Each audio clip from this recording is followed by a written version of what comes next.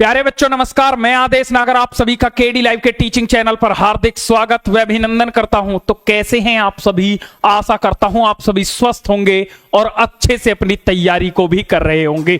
जिस क्लास का था आपको बेसब्री से इंतजार, उसको मैं लेकर के आ गया हूं, यानी कि सीडीपी की एक और महत्वपूर्ण क्लास। और मैंने आपसे एक ही वादा किया था, अगर कोई भाई बहन ऐसा है जिसने सभी जगह सीडीपी पढ़कर देख ली है और उसे कहीं भी सीडीपी समझ में नहीं आई है, तो वो मात्र हमारी एक क्लास देख ले और वो शुरुआत से अंत तक देख ले।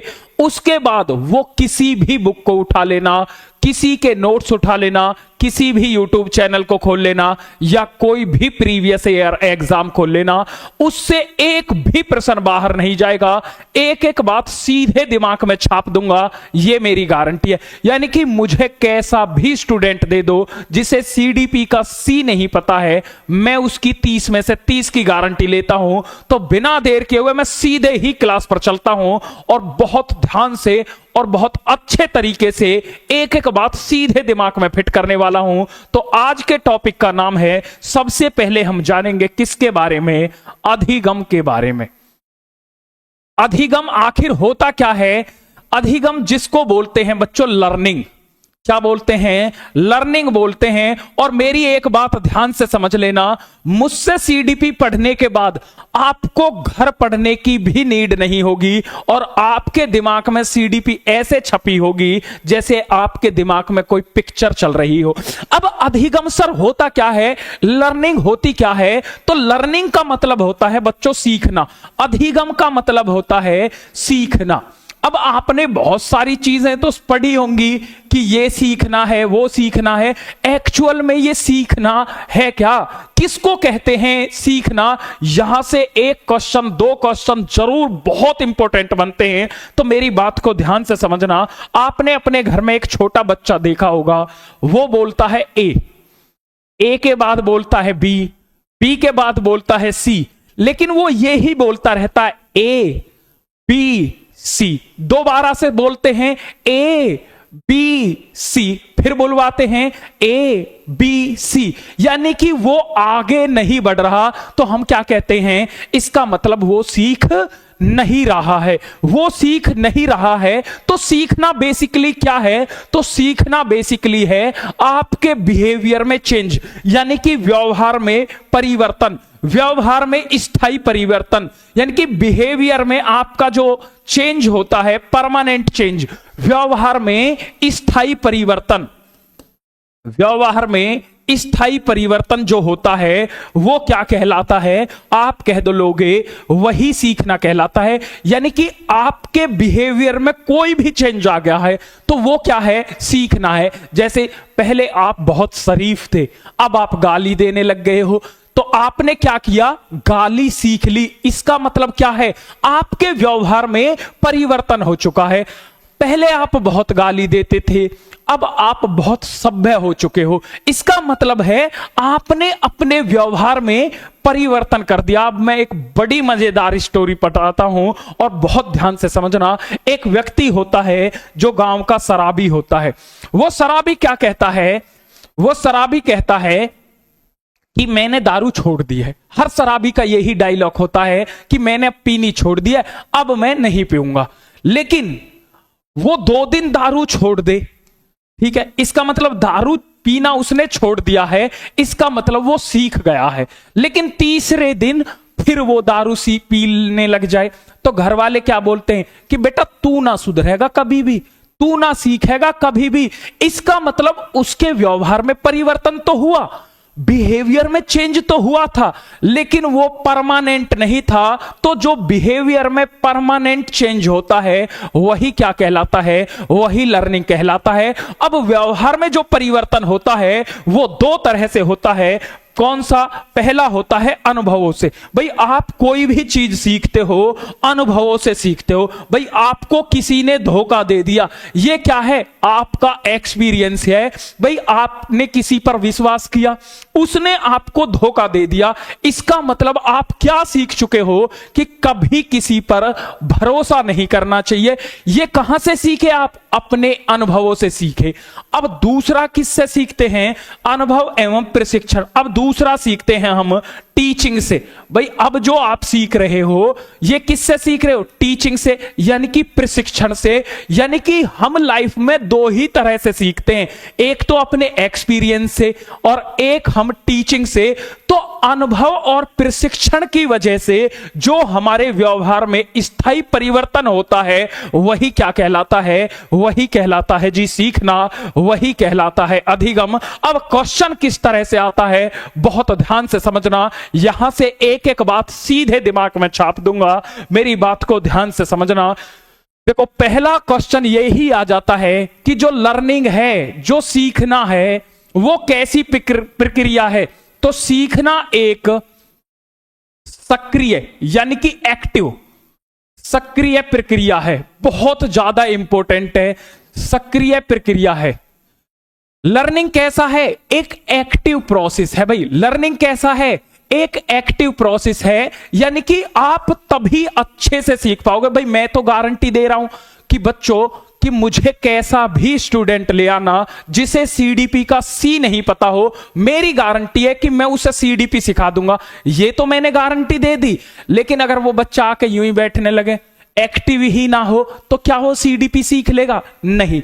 तो लर्निंग तब तक बेटर नहीं हो सकती जब तक वो एक्टिव लर्निंग ना हो। तो हमें कैसी लर्निंग करनी है? लर्निंग कैसी प्रक्रिया है? सक्रिय प्रक्रिया है। अब इसके साथ ही एक और क्वेश्चन आता है कि लर्निंग और कैसी प्रक्रिया है? भाई एक बात बताओ, अगर मैं आपसे ये कहने लगूं कि आप सबसे ज्यादा कहां से सीखते हो? देखो मेरी क्लास में अब जो है अपने दिमाग को एकदम सेंटर में ले आओ और आपका जो फोकस होना चाहिए मेरी बातों को समझने पर होना चाहिए। एक एक चीज को बस दिमाग से थिंकिंग करना है। मैं आपसे वादा करता हूं कि आपको इतनी सी भी चीज याद नहीं करनी पड़ेगी, ये मेरी प्रॉमिस है आपसे। ठीक है, बस ध्यान दो।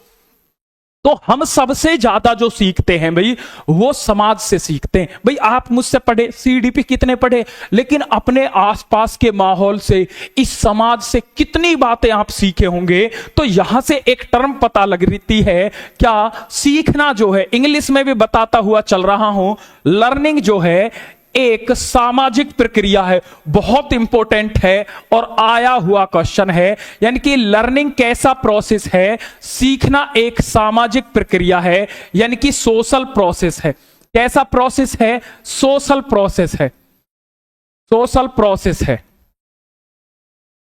सीखना एक कैसी प्रक्रिया है? आप कह दोगे एक सक्रिय प्रक्रिया है जी और एक सामाजिक प्रक्रिया है। अब हमें यहां से एक बात पता चली और रिसेंटली उसने घुमा के एक क्वेश्चन पूछ लिया कि सीखना क्या उत्पाद है या प्रक्रिया है?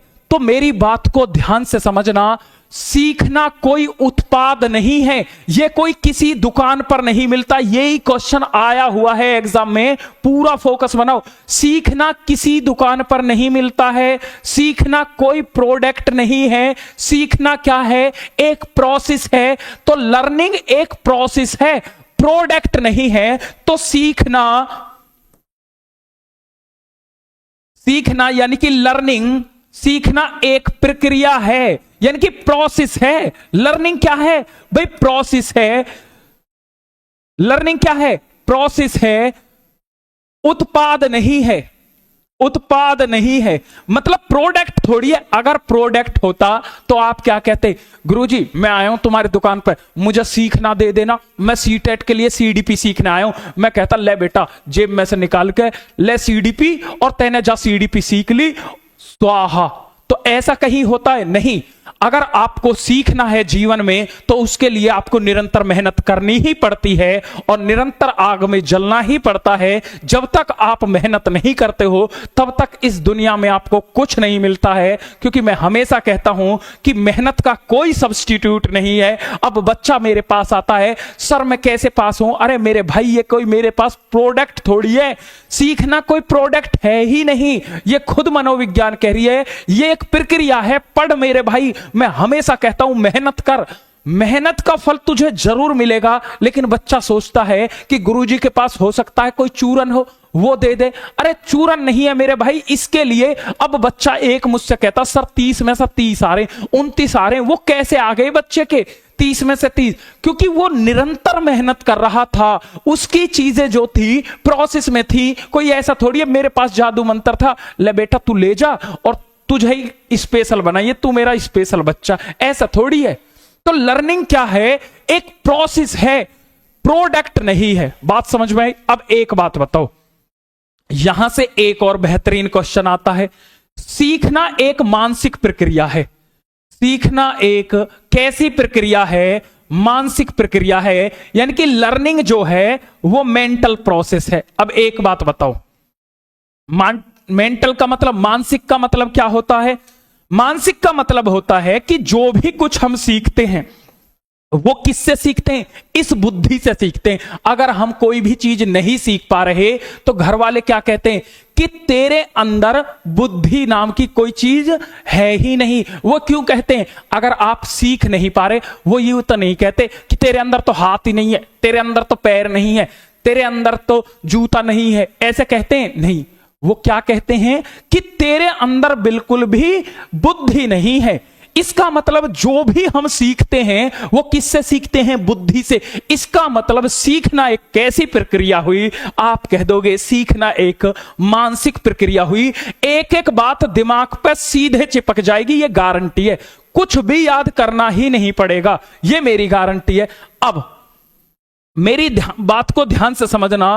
पूर्व ज्ञान को, ये इंपॉर्टेंट क्वेश्चन है, पूर्व ज्ञान को नए ज्ञान से जोड़ना, नए ज्ञान से जोड़ना, ज्ञान से जोड़ना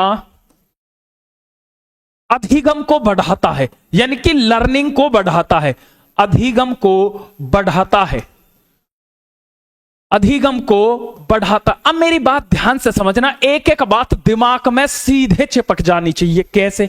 अगर मैं आपसे यह कहता हूं कि ये गिलास है, इसमें 200 ml जल है, बहुत बढ़िया गुरुजी, और एक ये गिलास है, इसमें 500 ml जल है, बहुत बढ़िया। ये आपकी प्रीवियस नॉलेज है, ये आपकी न्यू नॉलेज है। अगर मैं प्रीवियस नॉलेज में न्यू नॉलेज को ऐड कर दूंगा, क्या नॉलेज बढ़ेगी या नहीं? अब एक बात बताओ, 200 ml को अगर मैं 500 ml में मिला दूंगा तो क्या ये बढ़ेगा जल? नहीं बढ़ेगा, बिल्कुल बढ़ेगा।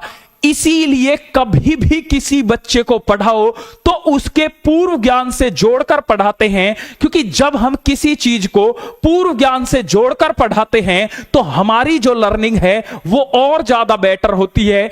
इसीलिए अधिगम क्या होता है? पूर्व ज्ञान से नए ज्ञान को जोड़ना अधिगम को बढ़ाता है, यानी कि लर्निंग को बढ़ाता है। बहुत इंपॉर्टेंट है। प्रीवियस नॉलेज में न्यू नॉलेज को ऐड करना लर्निंग के रेट को बढ़ा देता है, यानी कि हमारी लर्निंग को बढ़ा देता है। अब बहुत ध्यान से यहां से समझना एक एक बात। जो सीखना हो, सीखना, अब मुझे बताओ, जो लर्निंग है वो कब प्रभावशाली होगी?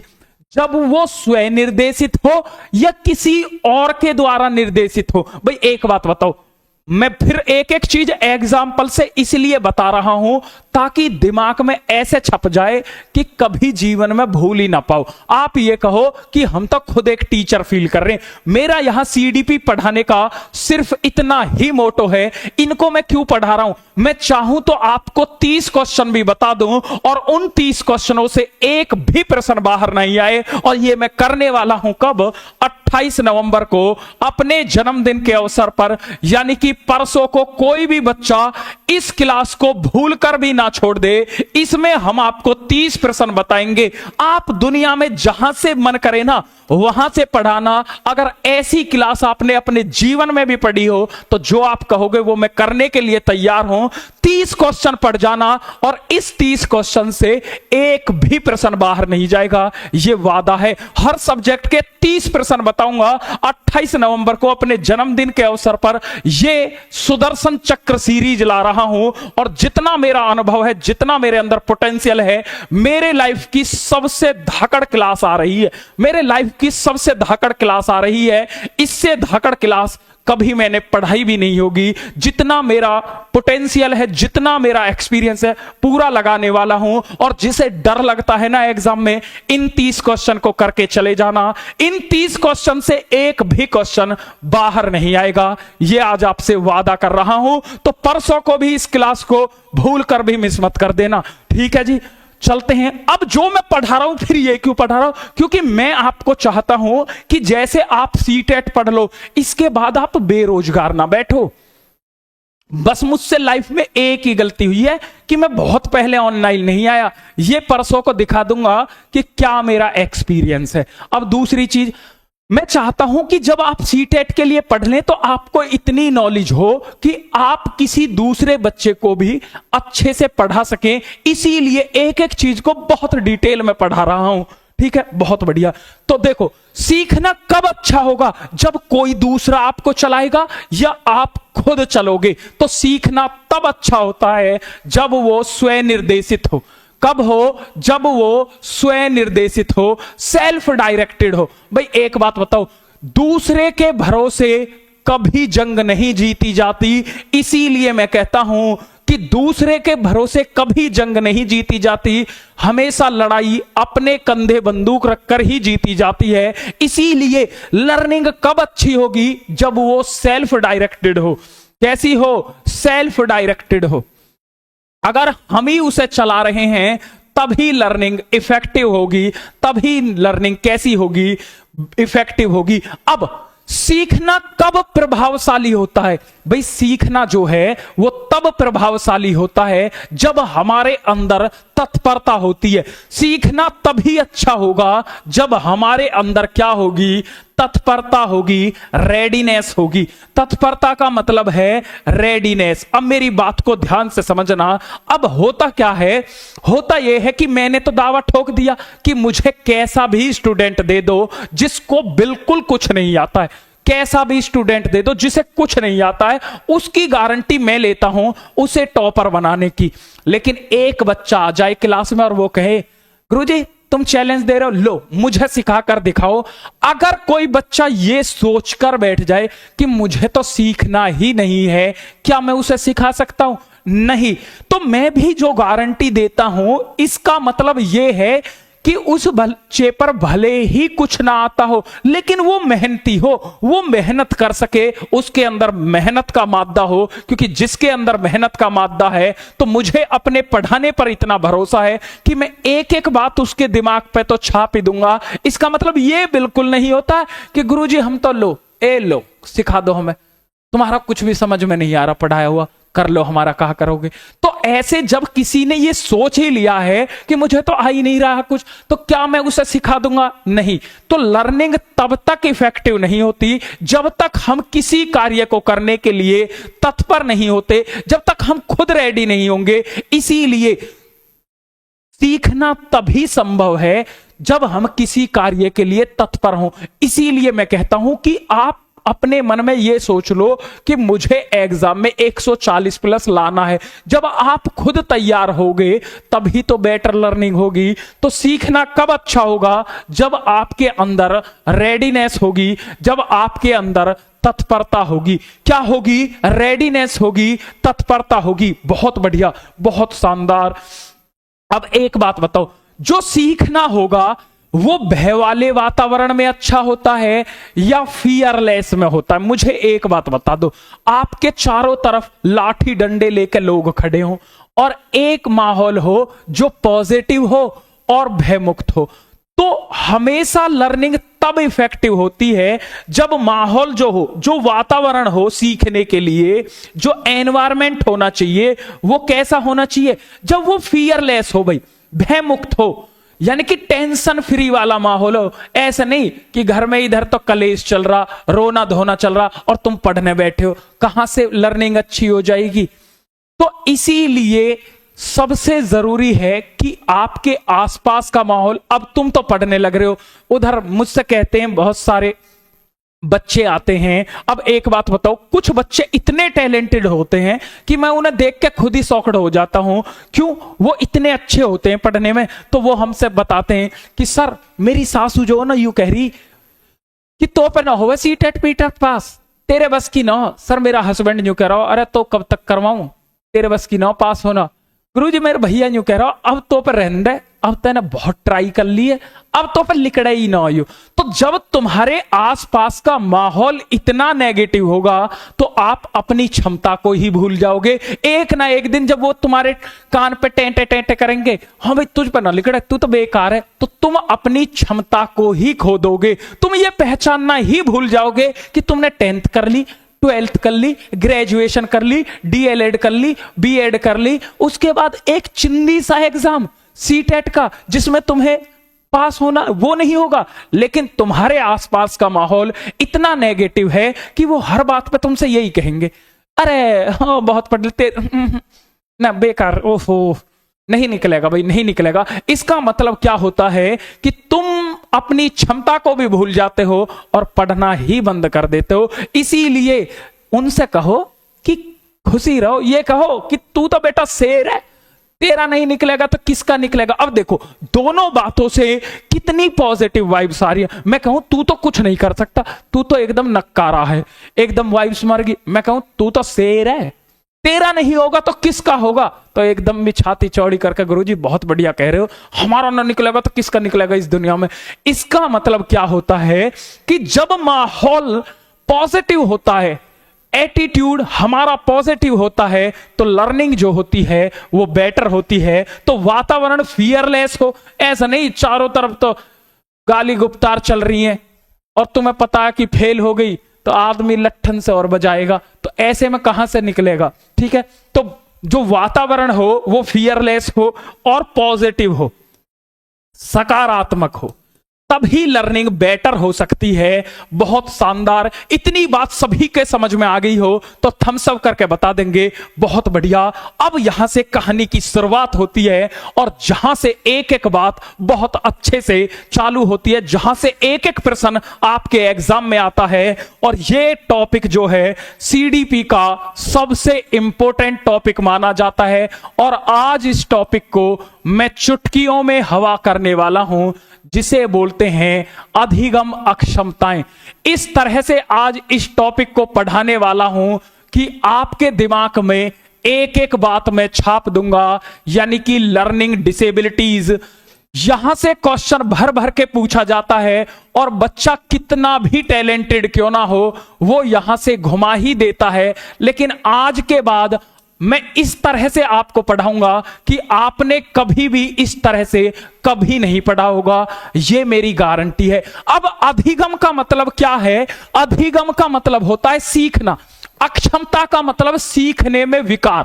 तो पहली बात तो यह समझ लेनी है कि यह कोई बीमारी नहीं है, कोई बीमारी नहीं है, ये एक विकार होता है जो हमारी सीखने की क्षमता को क्या करता है? प्रभावित करता है। तो लर्निंग डिसेबिलिटीज जो है वो कोई बीमारी नहीं है, ये एक प्रकार का विकार होता है जो हमारी सीखने की क्षमता को क्या करता है? प्रभावित करता है। तो ये सीखने की क्षमता को प्रभावित करता है। तो पहला क्वेश्चन ये आता है कि जो लर्निंग डिसेबिलिटीज हैं वो कैसा डिसऑर्डर है? तो आप कह देना ये एक तंत्रिका तंत्र विकार है। बहुत ज्यादा इंपॉर्टेंट है, ये एक तंत्रिका तंत्र विकार है, यानी कि न्यूरोलॉजिकल डिसऑर्डर है। ये क्या है? न्यूरोलॉजिकल डिसऑर्डर है। बहुत ज्यादा इंपॉर्टेंट है, वेरी वेरी इंपॉर्टेंट है। भर भर के क्वेश्चन पूछा जाता है एग्जाम में। जितने मैं वेरी कहूं इसे तो भाई छाप लो मैं कह रहा हूं कि छाप लो, यहां से तो भर भर के क्वेश्चन आएंगे, छाप लो बिल्कुल इसे। तो यहां से तो भर भर के वो क्वेश्चन पूछेगा, तो वो आपसे कहे डिसलेक्सिया कहे, आपसे क्या कहे? डिसग्राफिया कहे, आपसे ऑटिज्म कहे, और वो कहे ये कैसे विकार हैं, तो आप कह देना ये तंत्रिका तंत्र विकार हैं। ये करते क्या हैं? हमारी कार्य क्षमता को प्रभावित करते हैं। तो ये किसको प्रभावित करते हैं? जो लर्निंग डिसेबिलिटीज है। यहां से वो खूब भर भर के क्वेश्चन पूछता है और बच्चे को लगता है कि ये एक बीमारी है, टिक कर देता है। नहीं भाई, लर्निंग डिसेबिलिटीज कोई बीमारी नहीं है, ये एक तंत्रिका तंत्र विकार है जो हमारी सीखने की क्षमता को, यानी कि जिसे बोलते हैं कार्य क्षमता, इसको प्रभावित करता है। किसको प्रभावित करता है? कार्य क्षमता को प्रभावित करता है। एक एक बात दिमाग में छप जानी चाहिए। तो अब पहली लर्निंग डिसेबिलिटीज की बात करते हैं। तो सबसे पहले बात करूंगा डिसकैलकुलिया की। किसकी बात करूंगा? डिसकैलकुलिया की। मैं कह रहा हूं क्लास में ही आज ऐसे याद हो जाएगा कि जीवन में तुम भूलना भी चाहोगे ना, तब भी नहीं भूल पाओगे। आप चीजों को तभी भूल पाते हो जब आप उन्हें रटते हो। लेकिन दुनिया का सबसे बेस्ट मेथड है कनेक्टिंग मेथड।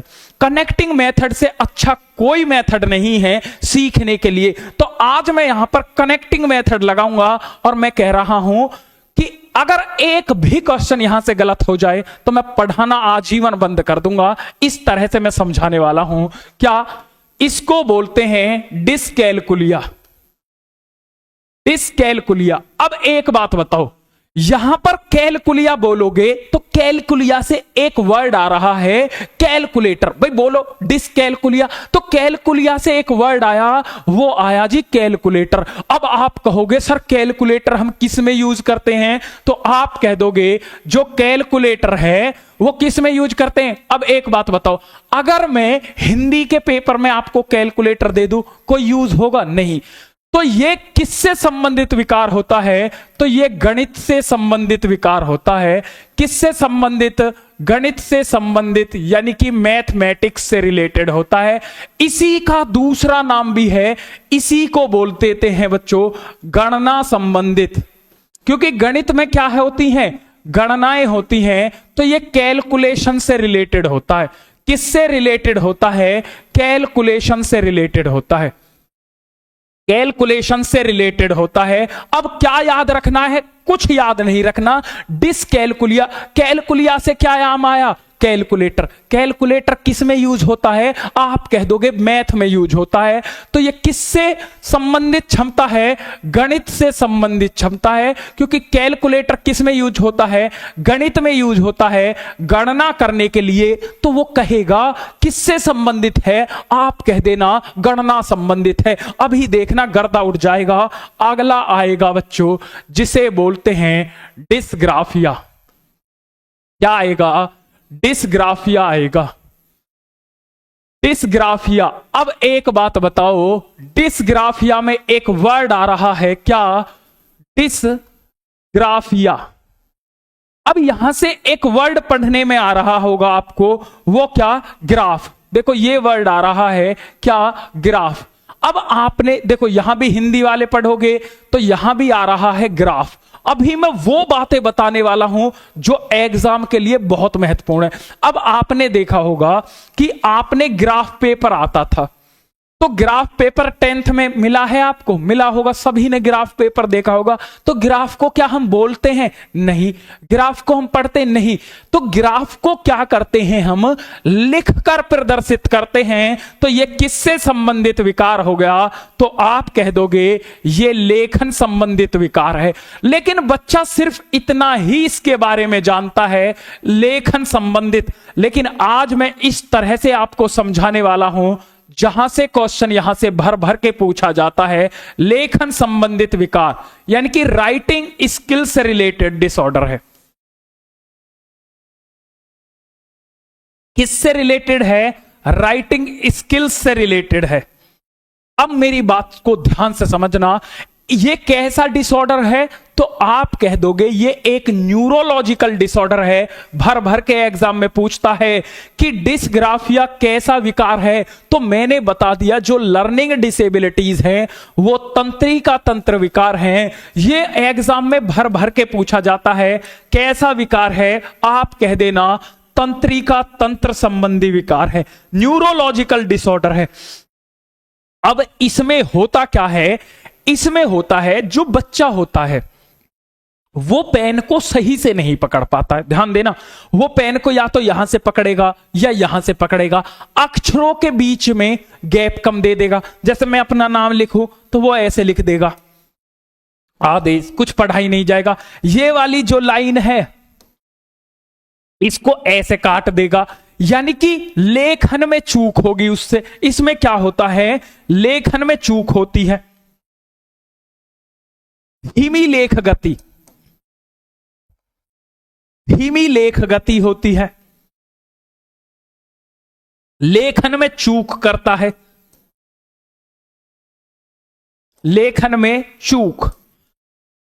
तो ये इसमें होता है क्योंकि बच्चा सही से पेन को नहीं पकड़ पाता है। जब सही से पेन को नहीं पकड़ पाएगा तो आड़ी तिरछी रेखाएं खींचेगा, अक्षरों के बीच में गैप कम कर देगा। ऐसे तुमने देखा होगा, लिखेगा तो बहुत स्लो स्लो लिखेगा। टीचर बोल रहा है मिला, वो आराम से अभी एक पे एक पढ़ा। जैसे टीचर कहेगा कि जो बीरबल था वो बादशाह अकबर का सेनापति था या दरबारी था, अब वो अभी अकबर पे ही अटका पड़ा, गुरुजी अकबर क्या, गुरुजी बीरबल क्या। तो इसका मतलब है उसकी जो है धीमी लेख गति है। कैसी है? धीमी लेख गति। तो धीमी लेख गति होती है, लेखन में चूक होता है, न्यूरोलॉजिकल डिसऑर्डर है। किससे संबंधित है? लेखन से संबंधित है। कुछ भी याद नहीं करना पड़ा। डिसग्राफिया में एक वर्ड है ग्राफ। आप कह दोगे ग्राफ को हम कैसे प्रदर्शित करते हैं, तो ग्राफ को लिखकर प्रदर्शित करते हैं। अब आता है जी सबसे ज्यादा इंपॉर्टेंट, जिसे कहते हैं वेरी वेरी वेरी, जितने वेरी कहूं उतने कम, ये इतना ज्यादा इंपॉर्टेंट है, जिसका नाम है डिसलेक्सिया। ये तो कितना ही टैलेंटेड बच्चा हो, जब इस क्वेश्चन को पूछता है तो वो घुमा देता है अच्छे अच्छे बच्चों को। डिसलेक्सिया।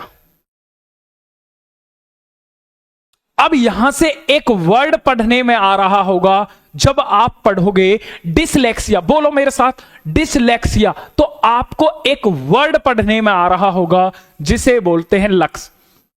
भाई डिसलेक्सिया पढ़ो तो क्या पढ़ने में आ रहा है? लक्स।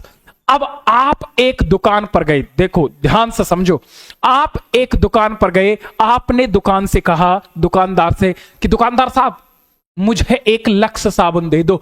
अब उसने तुम्हें लक्स की जगह ये लक्स पकड़ा दी, तो आप इसे कैसे बताओगे कि ये लक्स है या नंबर 1 है? तो आप कैसे बताओगे कि ये, अगर कोई बच्चा अनपढ़ होगा तो वो तो इसे ही लेके आ जाएगा, मम्मी यूरी लक्स। वो कहेगी बेटा यू लक्स नहीं है, यू तो नंबर 1 है। तो आप कैसे बताओगे कि ये लक्स साबुन नहीं है, ये तो नंबर 1 साबुन है? तो पढ़कर बताओगे। तो ये किससे संबंधित विकार होता है? पढ़ने से संबंधित विकार होता है। किससे संबंधित होता है? पढ़ने से संबंधित होता है। पढ़ने से संबंधित विकार है। यहां से तो भर भर के क्वेश्चन पूछा जाता है। कैसा संबंधित विकार है? रीडिंग से रिलेटेड है। किससे रिलेटेड है? रीडिंग से रिलेटेड है। कैसे याद रखोगे? आप कह दोगे डिसलेक्सिया, जब बोलोगे तो डिसलेक्सिया में एक वर्ड आया क्या? लक्स। लक्स का मतलब आप गए लक्स साबुन लेने, उसने दे दी नंबर 1। कैसे बताओगे ये लक्स नहीं है नंबर 1 है? आप कह दोगे गुरुजी पढ़ के बताएंगे। अब मेरी बात को ध्यान से समझना, जहां से बच्चा अक्सर गलती करता है और बार बार क्वेश्चन गलत होता है, जब आप किसी को सही से पढ़ते नहीं हो, दिमाग लगाएं पूरा, तो इसका मतलब आप समझते भी नहीं हो, तो ये समझने से संबंधित विकार भी है। बहुत शानदार जी, बहुत बढ़िया। किससे संबंधित हो गया? समझने से संबंधित, क्योंकि जब भाई पढ़ोगे ही नहीं तो समझोगे कैसे? बहुत बढ़िया जी।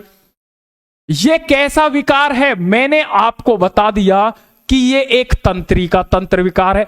किसी के नोट्स में इतने पॉइंट्स पाएंगे ही नहीं, और ऐसा एक पॉइंट आप साबित नहीं कर सकते कि जहां से क्वेश्चन एग्जाम में ना आया हो। यहां से इतना भर भर के क्वेश्चन आते हैं। तो पहला तो ये आता है कि डिसलेक्सिया कैसा विकार है? आप कह देना न्यूरोलॉजिकल डिसऑर्डर है।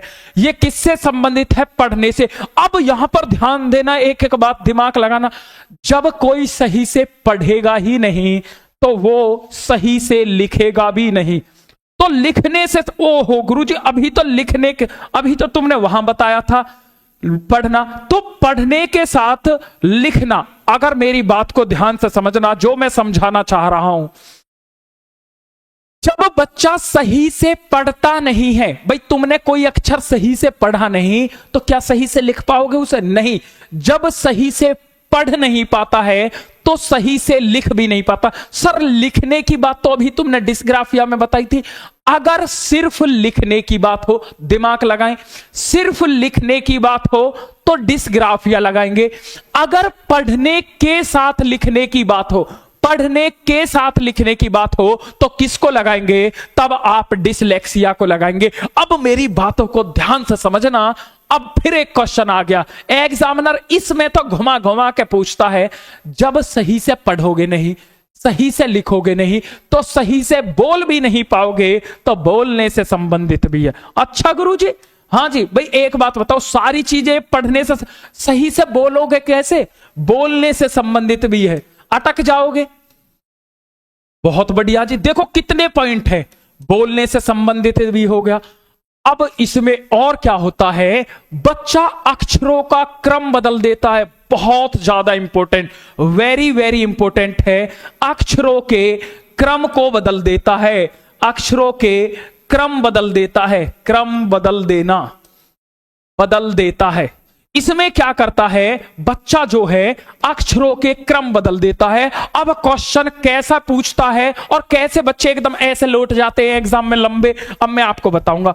वो कहेगा एक बच्चा 16 को 61 लिखता है, 16 को 61 लिखता है। बच्चा तुरंत लगा देता है कि ये तो लिखने से संबंधित समस्या है, और वो एकदम ही लगा देता है कि लिखने से संबंधित तो डिस्ग्राफिया है, और यही उसका उत्तर गलत हो जाता है। मैं कह रहा हूं 99% बच्चे फेल हो जाएंगे इस क्वेश्चन को आते ही फेल हो जाएंगे। और भर भर के पूछा गया, भाई उसने लिखने में कोई चूक नहीं की है, सिर्फ अक्षरों का क्या करा है, क्रम बदल दिया। जैसे वाज को सा लिख देगा, इसने क्या किया है, जब वो सही से पढ़ नहीं पाया, मैंने कहा जब सही से पढ़ नहीं पाया तो सही से लिख नहीं पाया, जब वो अच्छे से पढ़ नहीं पाया तो उसने अक्षरों का क्रम बदल दिया।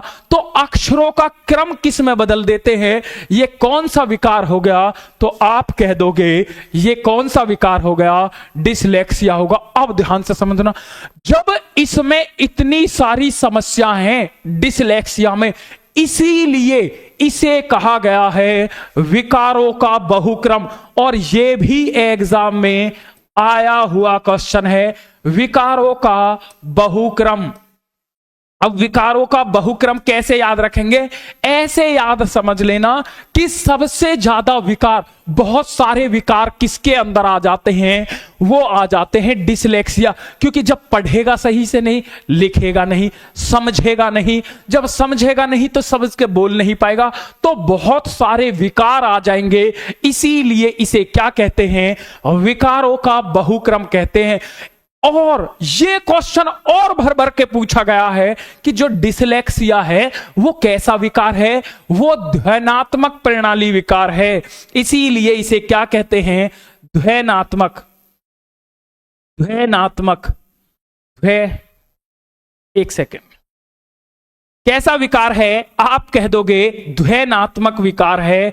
यानी कि ध्वन्यात्मक प्रणाली से पढ़ाना है बच्चे को, कैसे पढ़ाना है भर भर के पूछा गया है। यानी कि ये कैसा विकार है, फोनोलॉजिकल डिसऑर्डर है। कैसा डिसऑर्डर है? आप कह देना ये फोनोलॉजिकल डिसऑर्डर है। ऐसे बच्चे को, ध्वन्यात्मक का मतलब है ध्वनि से गा गा कर पढ़ाएं, वेरी वेरी इंपॉर्टेंट। अब बताओ, इसी को कभी कभी वो डिसलेक्सिया ना करके पठन वैकल्य कह देता है। ऑप्शन में वो क्या कह देता है कि पठन वैकल्य। क्या बोलेगा आपसे? पठन वैकल्य, यानी कि पढ़ने में समस्या। तो पठन वैकल्य कौन सा विकार है? तो आप कह देना पढ़ने से संबंधित में। जब, अब कैसे याद रखा, डिसलेक्सिया में एक वर्ड आया लक्ष्य। भाई लक्ष्य साबुन लेने गए, उसने दी नंबर 1, तो हम कैसे बताएंगे ये लक्ष्य नहीं नंबर 1 है? पढ़कर बताएंगे। जब बच्चा सही से पढ़ेगा नहीं तो सही से लिखेगा नहीं, अक्षरों के क्रम को बदल देगा, सही से बोलेगा भी नहीं। ये कैसा विकार है? मैंने बताया एक ही बात कि जितनी भी लर्निंग डिसेबिलिटीज है ये तंत्रिका तंत्र विकार है, न्यूरोलॉजिकल डिसऑर्डर है, ठीक है। जब सही से फिर बोलेगा भी नहीं तो बहुत सारे विकार आ गए। ये कैसा विकार हो गया? द्वैनात, मतलब विकारों का बहुक्रम। ऐसे बच्चे को कैसे पढ़ाएंगे? तो आप कह देना द्वैनात्मक प्रणाली से पढ़ाएंगे, और जितना मैं इंपॉर्टेंट कहूं उतना कम है। किसी के भी नोट्स में इतने पॉइंट हो तो मुझे बता देना। अब यहां से अगर एक भी क्वेश्चन बाहर आ जाए तो भी मुझे बता देना, आज ही जाके टेस्ट लगा लेना, ठीक है। चलता हूं जी आगे। एक एक बात दिमाग पे छप गई होगी, दोबारा पढ़ने की नीड नहीं है। कभी ये सोचो कैसे याद रखेंगे, कुछ पढ़ना ही नहीं है, सब कुछ दिमाग पे छप चुका है। अगला होता है ऑटिज्म, जिसे बोलते हैं स्वैलीनता। क्या बोलते हैं? स्वैलीनता बोलते हैं। इसी को बोलते हैं बच्चों इंग्लिश में ऑटिज्म। क्या बोलते हैं? ऑटिज्म बोलते हैं, स्वैलीनता बोलते हैं। तो सबसे पहला यही क्वेश्चन आता है कि स्वैलीनता कैसा विकार है? तो जल्दी से आप बता दोगे स्वैलीनता कैसा विकार है, तो आप कह दोगे ये एक न्यूरोलॉजिकल डिसऑर्डर है। इंग्लिश वाले भी लिखते चलेंगे, तंत्रिका तंत्र विकार है, न्यूरोलॉजिकल डिसऑर्डर है, ठीक है जी। अब इसमें क्या होता है, मैंने आपको बताया स्वैलीनता में एक वर्ड आ रहा है लीन। देखो ध्यान देना एक एक बात पर, मैं यहां दिमाग में छापने की कोशिश कर रहा हूं। स्वैलीनता में एक वर्ड आ रहा है लीन। तो आपने गांव से अगर हो तो आपने अच्छे से सुना होगा, गांव से भी नहीं हो तो भी सुना होगा कि घर वाले क्या कहते हैं कि बेटा बहुत लीन हो रहा। तो लीन होने का मतलब क्या? जैसे बाबा ने कही बेटा पानी लेकर, तुमने सुनी नहीं बाबा की बात, तुम तो अपनी एक्टिंग में चल रहे हो ऐसे। इसका मतलब वो कहेंगे बड़ा लीन हो रहा। लीन का मतलब है खुद में ही खोए रहना। लीन जो बोलते हैं ना गांव में, वो होते खुद में खोए रहना। इसका मतलब ये जो बच्चा है ये खुद में खोया रहता है। तो इसका मतलब जो खुद में खोया रहेगा तो दूसरे से बातचीत करने में ये कठिनाई महसूस करेगा। ये दूसरे से बातचीत करने में, इसी को बोलते हैं सामाजिक संप्रेषण में, सामाजिक संप्रेषण में, संप्रेषण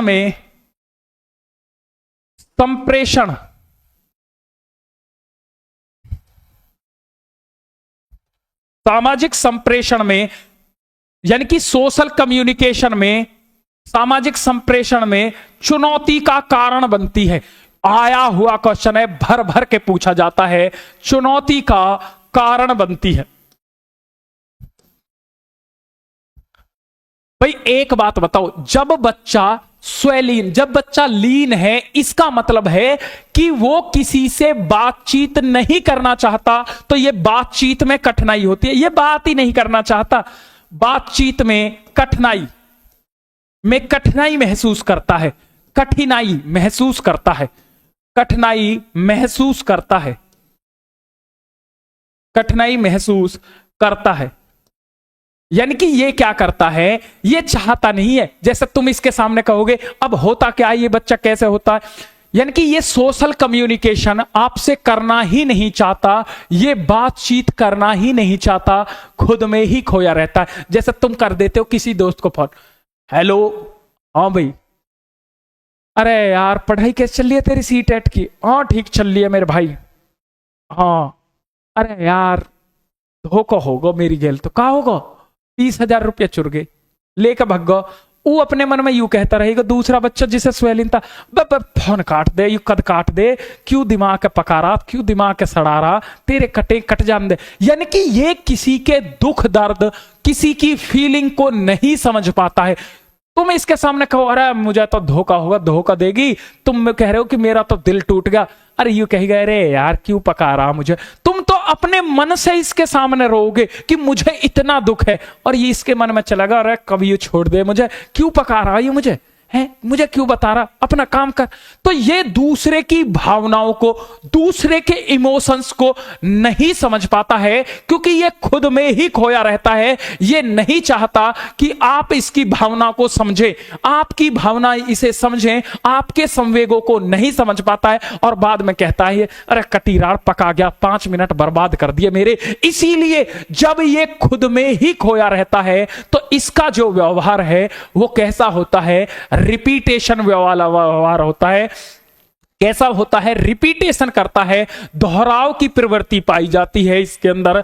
कौन सी प्रवृत्ति पाई जाती है, दोहराव की, यानी कि अपने आप में ही जब खोया रहेगा तो इसके अंदर दोहराव की प्रवृत्ति पाई जाएगी, यानी कि चीजों को क्या करता रहेगा, खुद में ही रिपीट करता रहेगा। जैसे ये गाता रहेगा तेरा तेरा तेरा सुरूर, तेरा तेरा तेरा सुरूर, मतलब ये किसी से बातचीत नहीं कर रहा है, खुद में ही रो रहा है। तो ये खुद में जब खोया रहेगा तो ये अपनी ही बातों को क्या करता रहेगा, रिपीट करता रहेगा।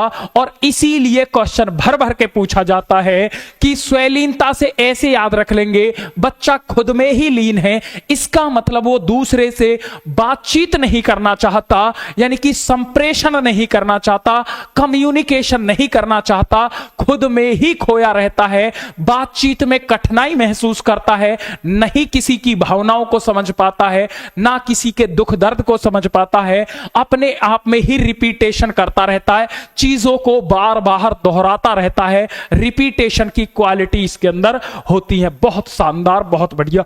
अगला आता है जिसे बोलते हैं ADHD। ADHD, ए का मतलब होता है अटेंशन, अटेंशन का मतलब होता है ध्यान। अब बात को ध्यान से समझना, इसे बच्चा बहुत कंफ्यूज होता है कि भाई गुरुजी ADHD बहुत खतरनाक है, ठीक है। ध्यान, डी का मतलब होता है डेफिसिट, डेफिसिट का मतलब है अभाव, यानी कि ध्यान का अभाव है, ध्यान अभाव।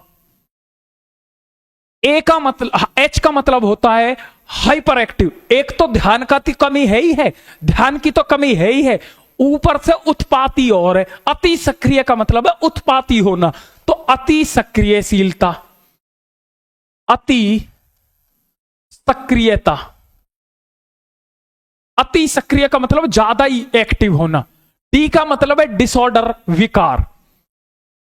अब ये क्या होता है, इस बच्चे में क्या होता है, बात को ध्यान से समझना, बहुत इंपॉर्टेंट क्वेश्चन आता है। मैं कह रहा हूं दिमाग में छाप दूंगा बिल्कुल, ये मेरी गारंटी है। ADHD में क्या होता है, ए का मतलब अटेंशन, अटेंशन का मतलब ध्यान, डी का मतलब डेफिसिट, डेफिसिट का मतलब कमी।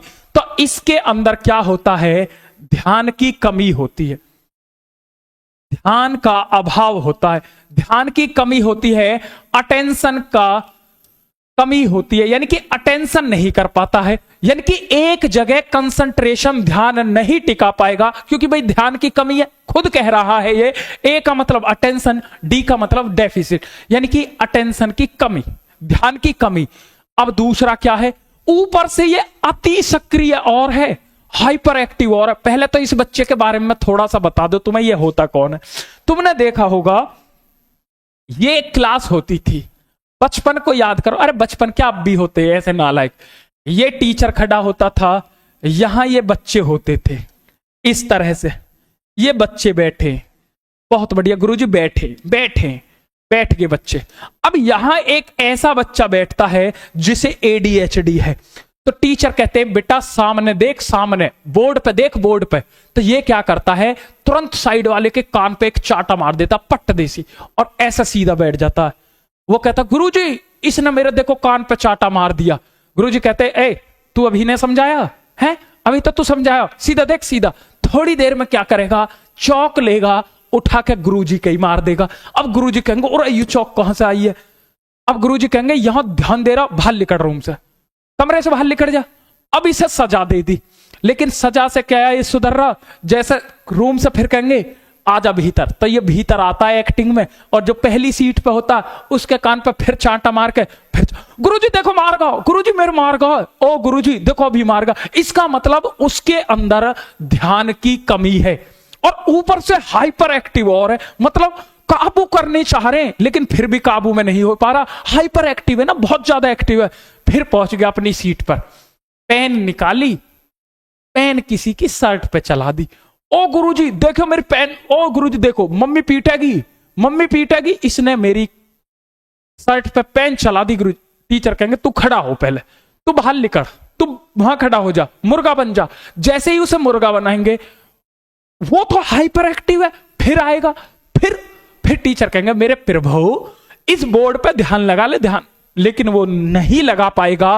वो क्या रहेगा, विचलित रहेगा, आकुल रहेगा कि कब मैं छेड़खानी कर दूं, कब किसी के कान पे मार दूं, कब। फिर थोड़ी देर में करेगा, च्युइंगम खाता रहेगा और च्युइंगम किसी के बालों पे चिपका देगा। अब उसके बाल फंस गए, और गुरुजी मार दिया मैं तो, गुरुजी मेरे बाल, वो कटवा के आ रहा।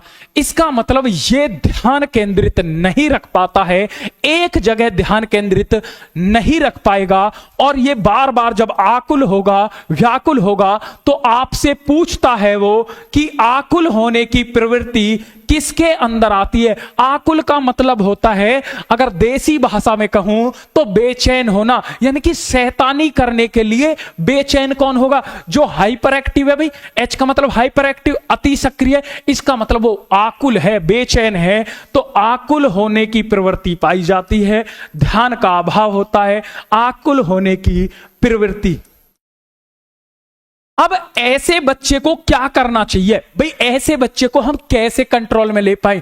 तो ऐसे बच्चे को कभी भी लंबे गद्यांश पढ़ने के लिए नहीं देने हैं, कार्य को छोटे छोटे टुकड़ों में देना। याद रखना, ऐसे बच्चे को क्या देना है, कार्य छोटे छोटे टुकड़ों में देना है, छोटे छोटे टुकड़ों में।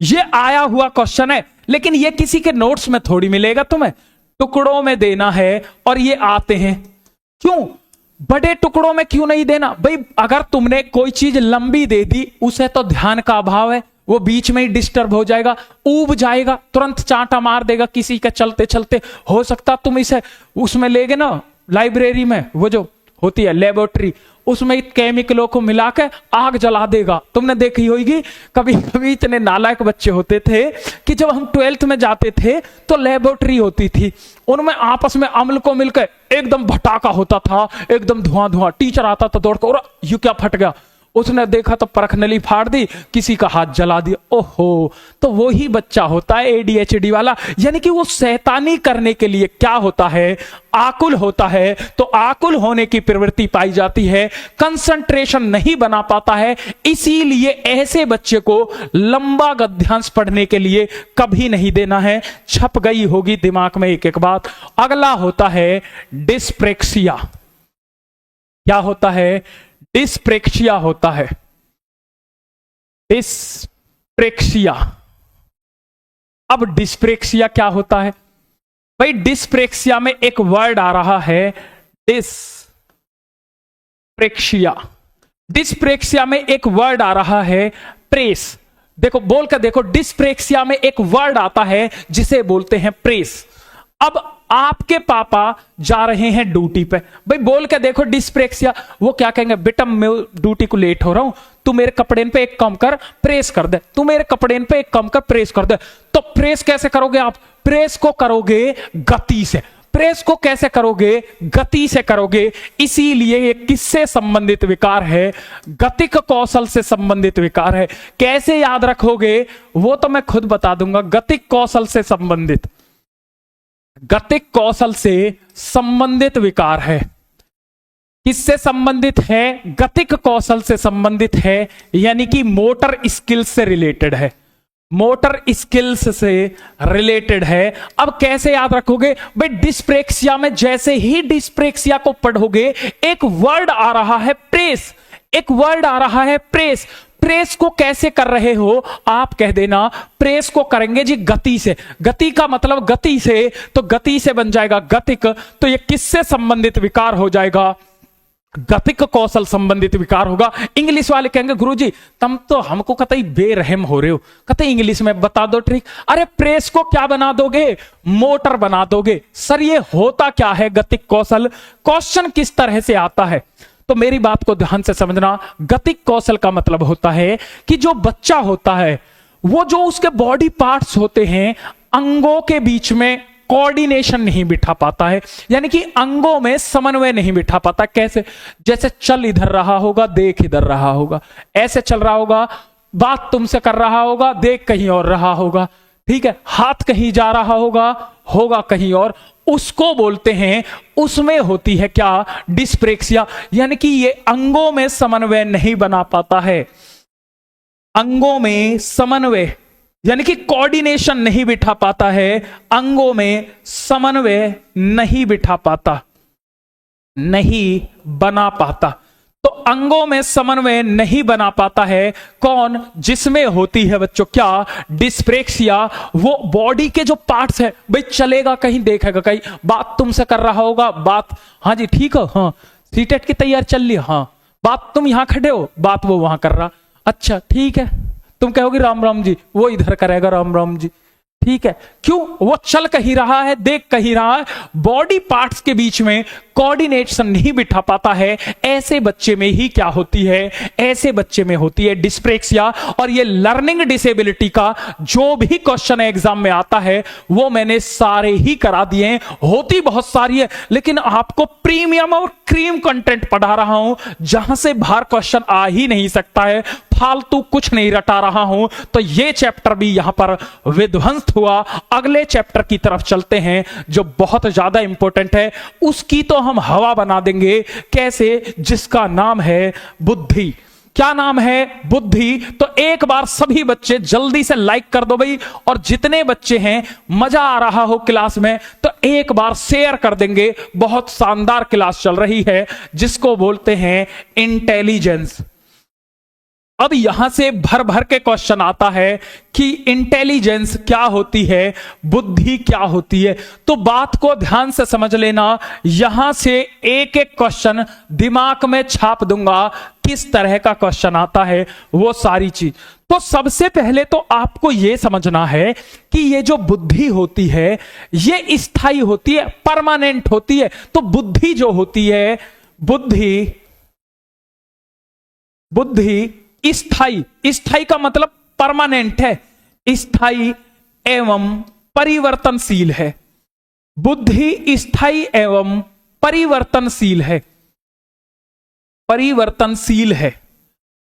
यानी कि गुरुजी तुम दोनों बात कैसे कह रहे हो? स्थायी भी कह रहे हो और परिवर्तनशील भी कह रहे हो। इंपॉर्टेंट है, आया हुआ क्वेश्चन है, इंपॉर्टेंट कर लेंगे, आया हुआ एग्जाम में क्वेश्चन है, इसीलिए दिमाग में छाप लेंगे कि बुद्धि कैसी होती है। बुद्धि जो है आपकी स्थायी यानी कि परमानेंट भी है और इसमें चेंज होने की क्वालिटी भी पाई जाती है। कैसे भाई? स्थायी तो ऐसे है जैसे तुम कहो गुरुजी मेरा 14 दिसंबर का सीटेट का एग्जाम है, मुझे अपनी बुद्धि दे दो निकाल के। क्या दे देगा? नहीं भाई। कोई बुद्धि अगर ऐसे निकाल के देता तो आप एक दिन जो आईएएस बन गया उससे कहते आईएएस साहब, डीएम साहब तुम जितने पैसे लो ले लेना, लेकिन 2 दिन को अपनी बुद्धि दे दो। मोदी जी से कहते हैं Modi ji please, PUC please मुझे भी गृह मंत्री बना दो, अपनी बुद्धि थोड़ी सी मेरे अंदर लगा दो। तो ईश्वर ने भी तो सोचा था कि तुम यहां आके क्या शैतानी कर सकते हो, इसीलिए ईश्वर ने क्या बनाया कि ये जो बुद्धि बनाई दिमाग, और कह दिया कि इस दिमाग का इलाज नहीं है इस दुनिया में कहीं भी, क्योंकि बुद्धि दिखाई नहीं देती। क्योंकि ईश्वर को पता था कि अगर बुद्धि दिखाई देती तो तुम इतने चालू हो कि रिश्वत देके बुद्धि को ले आते। इसीलिए उसने बुद्धि को कैसा बना दिया? स्थायी बना दिया, परमानेंट बना दिया।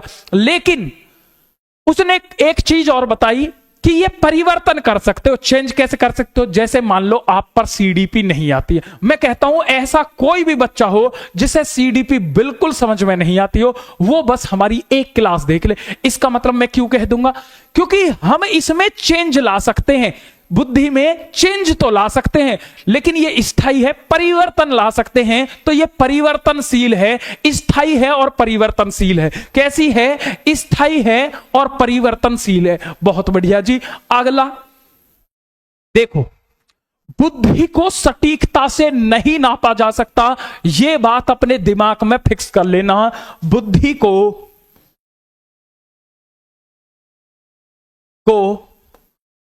सटीकता से, वो कहेगा सटीकता से नहीं मापा जा सकता। नहीं मापा जा सकता। यानी कि वो कहेगा कि बुद्धि को हम नाप सकते हैं, जैसे ये आईक्यू लेवल है, ये दुनिया भर के लेवल है ना, ये सिर्फ एक आइडिया देते हैं। दुनिया की ऐसी कोई मशीन नहीं है जो बुद्धि को एज इट इज नाप दे। बुद्धि को बिल्कुल सटीकता से नापा ही नहीं जा सकता। ये एक आइडिया लगा लेते हैं कि तुम्हारा आईक्यू लेवल इतना, तो उसका मतलब ये नहीं है, वो सिर्फ एक आइडिया लगाया जाता है। कभी सोचो कि गुरुजी वे तो बिल्कुल सही नाप देते होंगे और एकदम ऑप्शन आए और तुम टिक कर दो, नहीं, बुद्धि को सटीकता से नहीं नापा जा सकता। ठीक है, अगला क्या होता है, बुद्धि होती क्या है? तो बुद्धि सामर्थ्यों का समुच्चय है। बुद्धि सामर्थ्यों का समुच्चय है, सामर्थ्यों का समुच्चय है। अब सामर्थ्यों का समुच्चय क्या होता है जी? सेट ऑफ एबिलिटीज है। क्या है बुद्धि? Set of abilities, set of abilities. यानी कि सामर्थ्यों का समुच्चय कैसे है? यानी कि आपसे सिंगिंग आती है, आपसे डांसिंग आती है, आपसे आता है मेरा तंडोले मेरा मंडोले, तुमसे आता पानी में लहरे ले रही राजा बेल सिंगाड़े की, चाहे कोठी में जड़वा ले रे राजा अब ना बचने की। तुमसे पढ़ना आता है, तुमसे सीडी पे आते हैं, गुरुजी मुझे बुद्धि आती है, गुरुजी मुझे जीन प्याज आता, गुरुजी मुझ पर डांस भी आता, कोई टील्स पे राले। तो ये जितने भी एबिलिटीज हैं ये कहां आ जाती हैं? ये सभी बुद्धि में। ये तुम्हारे सामर्थ्य हैं। तुमसे गाना आता है, तुमसे नाचना आता है, तुमसे बैन बजानी आती है, तुमसे ढोलक बजानी आती है, तुमसे पढ़ना आता है। यानी कि जितनी भी चीजें हैं ये क्या है? जो भी कुछ तुम्हें आता है वो क्या है? सामर्थ्य है, एबिलिटीज है। वो क्या है? सामर्थ्य है। तो जितने भी ये सामर्थ्य हैं ये किस में शामिल हैं? ये बुद्धि में शामिल है। इसीलिए क्या कहते हैं? बुद्धि को सामर्थ्यों का समुच्चय। यानी कि बहुत ये एबिलिटी, नाचना, गाना, डांसिंग, पेंटिंग। गुरुजी मुंह पे तो ब्यूटी पार्लर का काम मारा, बाल ऐसे स्ट्रेट कर देती हूं मैं हवा में, चाहे किसी के बाल ही झड़ जाओ कोई दिक्कत नहीं है, मेरा प्रचार चलना चाहिए। गुरुजी मेकअप ऐसा करता हूं कि मेकअप एक बार हो जाए, अगले दिन चाहे गोरे से वो काला हो जाए। तो ये जितनी भी एबिलिटीज हैं ये किसके अंदर आ जाती हैं? बुद्धि के अंदर आ जाती हैं। बहुत ध्यान से समझेंगे एक एक बात। दिल ने ये कहा है, दिल से मोहब्बत हो गई है तुमसे, वेद शर्मा। बहुत बढ़िया मेरे भाई, तुम्हें तो गोल्डन अवार्ड से नवाजा जाना चाहिए। अब मेरी बात समझना। अब बुद्धि के कुछ सिद्धांत थे, बुद्धि के सिद्धांतों को हम पढ़ने वाले हैं, जहां से क्वेश्चन भर भर के पूछा जाता है और दिमाग में बिल्कुल उतार दूंगा। यहां से क्वेश्चन भर भर के पूछा जाता है, बुद्धि के सिद्धांत। अब मेरी बात को देखना, एक एक बात कैसे दिमाग में उतारता हूं। तो सबसे पहला जो सिद्धांत आया वो आया एक कारक का सिद्धांत। अब थोड़ा सा दिमाग लगा लेंगे सभी। एक कारक बुद्धि का सिद्धांत क्या लगा देंगे? एक कारक बुद्धि का सिद्धांत। अब जो एक कारक बुद्धि का सिद्धांत था वो किसने दिया था? यानी कि यूनिफैक्टर इंटेलिजेंस थ्योरी। क्या बोलते हैं? Unifactor intelligence theory. Unifactor intelligence theory. Unifactor intelligence theory किसने दी थी? तो ये किसने दी थी भाई? एक कारक बुद्धि का सिद्धांत जो दिया था वो दिया था बिने ने। किसने? बिले ने दिया था। किसने दिया था? बिने ने दिया था। तो बिनोय ने कहा था कि बुद्धि में केवल एक ही कारक होता है। बिने ने कहा कि बुद्धि में जो होता है वो केवल एक कारक होता है जिसकी वजह से हम सारे कार्य को करते रहते हैं। बुद्धि में एक ही फैक्टर होता है जिसकी वजह से हम सारे कार्यों को करते हैं। तो तुरंत एक व्यक्ति आए जिसका नाम था स्पीयरमैन। उन्होंने कहा, हट, पागल बना रहा हमारा, हम कुछ जानते ही नहीं है, तू हमसे बड़ा हो गया, एक कारक बता दिया तूने, आता जाता कुछ है नहीं। तो बिने को ऐसे लताड़ा और उन्होंने दे दिया द्विकारक बुद्धि का सिद्धांत। क्या दे दिया? द्विकारक बुद्धि का सिद्धांत। द्विकारक बुद्धि का सिद्धांत दे दिया। द्विकारक बुद्धि का सिद्धांत। तो ये पूछ लेगा द्विकारक यानी कि टू फैक्टर इंटेलिजेंस थ्योरी। कौन सा? Two factor intelligence theory. तो टू फैक्टर इंटेलिजेंस थ्योरी किसने दी? तो आप कह दोगे चार्ल्स स्पीयरमैन ने दी। किसने दी? चार्ल्स स्पीयरमैन ने दी। स्पीयरमैन। तो स्पीयरमैन साहब ने कहा कि बुद्धि में दो कारक होते हैं। बुद्धि में कितने कारक होते हैं? दो तत्व बता दिए। एक बता दिया जी, कौन सा? एक बता दिया जी फैक्टर। एक कौन सा बता दिया? जी फैक्टर बता दिया। और दूसरा बता दिया एस फैक्टर। कौन सा बता दिया? S factor. अब जी का मतलब होता है जर्नल। इंग्लिश में जी का मतलब जर्नल, यानी कि सामान्य कारक। तो ये जो हो गया, ये कौन सा हुआ? सामान्य कारक हुआ। ठीक है, सामान्य कारक हुआ। एस का मतलब होता है स्पेसिफिक, यानी कि विशिष्ट कारक। तो दूसरा कौन सा था? विशिष्ट कारक था। तो पहला सामान्य कारक था और दूसरा विशिष्ट कारक था। एक सामान्य कारक बुद्धि का सिद्धांत दिया, एक विशिष्ट कारक बुद्धि का सिद्धांत दिया। इसने कहा कि बुद्धि में दो तत्व होते हैं, एक जी फैक्टर और एक एक्स फैक्टर। तो जी का मतलब जर्नल, यानी कि सामान्य कारक, और एस का मतलब विशिष्ट कारक। तो ये दो तत्व होते हैं। अब जो जर्नल होता है, जी से जर्नल और जी से जन्मजात, यानी कि जो जन्मजात होता है, ऐसे कनेक्ट कर लेना, जी से जर्नल और जी से जन्मजात, यानी कि जो जन्मजात होता है वो जी फैक्टर होता है। और जो वातावरण द्वारा अर्जित होता है, वातावरण द्वारा अर्जित, वातावरण द्वारा अर्जित, वो कौन सा होता है? वो होता है जी एस फैक्टर। वो कौन सा होता है? S factor. ऐसे कनेक्ट कर लेना, जी से जर्नल और जी से जन्मजात। फिर एक और व्यक्ति आए, उन्होंने इनकी लताड़ मारी दबा के। ठीक है, उन्होंने इन्हें लताड़ मारी दबा के। लताड़ कैसे मारी दबा के? उन्होंने इनकी भी आलोचना कर दी। आलोचना कैसे करी? इनकी आलोचना करी कि तुम सब पागल बना रहे हो, तुम सब पागल बना रहे हो। कैसे पागल बना रहे हो? उसने कहा कि ना बुद्धि में एक कारक होता है, ना बुद्धि में दो कारक होते हैं। उन्होंने दिया बहुबुद्धि का सिद्धांत, और बहुत ज्यादा इंपॉर्टेंट, जहां से पेपर में क्वेश्चन भर भर के पूछे जाते हैं, तो बहुत ज्यादा इंपॉर्टेंट है। यहां से तो क्वेश्चन भर भर के आता है। क्या कहता है? बहुबुद्धि का सिद्धांत। इसका सिद्धांत, बहुबुद्धि का सिद्धांत, ये कहता है, यानी कि प्रिंसिपल ऑफ मल्टीपल इंटेलिजेंस क्या कहता है? मल्टीपल इंटेलिजेंस थ्योरी किसने दी? तो पहला क्वेश्चन तो यही आ जाता है कि मल्टीपल इंटेलिजेंस थ्योरी किसने दी? तो आप कह दोगे बहुबुद्धि का जो सिद्धांत दिया था वो दिया था हार्वर्ड गार्डनर ने। किसने दिया था? हार्वर्ड गार्डनर ने दिया था। और यहां से क्वेश्चन एग्जाम में आना बिल्कुल फिक्स है। वेरी वेरी इंपॉर्टेंट कर लेना, जितने वेरी कहूं उतने कम है। बहुबुद्धि का सिद्धांत जो दिया वो किसने दिया था? वो दिया था हार्वर्ड गार्डनर साहब ने। किसने दिया था? हार्वर्ड गार्डनर साहब ने दिया था।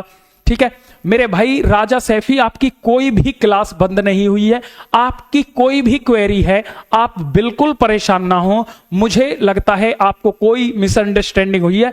आपकी सारी क्लास प्रॉपर चल रही हैं। जो क्लास खत्म हो चुकी है वो ही बंद हुई होंगी। अगर आपकी कोई भी क्वेरी है तो एक हमारा टेलीग्राम चैनल है, आप बिल्कुल परेशान ना हो, केडी लाइव टीचिंग।